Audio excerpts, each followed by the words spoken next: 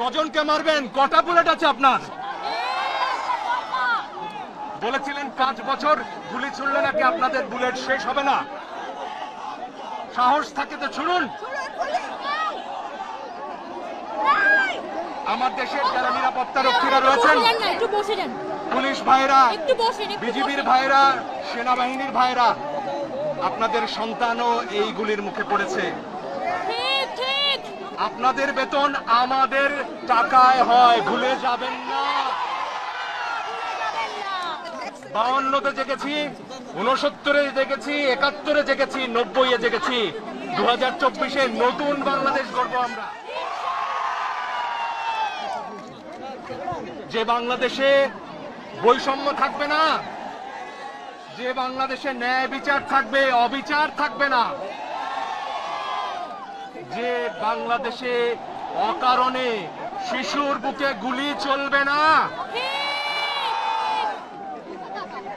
আমরা সবাই শৃঙ্খলাবদ্ধভাবে থাকবো, সবাই ধৈর্য ধরে থাকবো। আমাদের নেতারা কি সিদ্ধান্ত নেয় সেই অপেক্ষা থাকবো।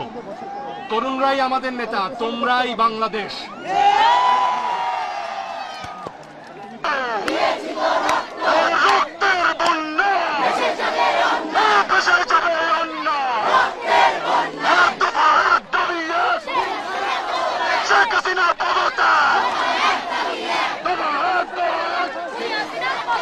তোমরা হিরো, তোমরা সবাই হিরো। তোমরা আজকে অসম্ভবকে সম্ভব করেছো। তোমাদেরকে 17-18 বছর যাবৎ ভোট দিতে দেয় না, তোমাদের সম্পদ বিদেশে পাচার করে। প্রধানমন্ত্রীর পিয়ন হয় 400 কোটি টাকার মালিক, পুলিশের আইজি হয় 1000 কোটি টাকার মালিক, মানুষকে গুম করে। এত কিছুর পর তাদের রক্ত পিপাসা মিটে নাই। তারা আমাদের সন্তানদের হত্যা করেছে, শত শত সন্তানকে। এই শত শত সন্তানকে হত্যা করে, হাজার হাজার মানুষকে আহত করে, শিশুদের হত্যা করে, আমাদের ছাত্রদের বুকে গুলি চালিয়ে এখন বলে এখন আবার আন্দোলন কিসের?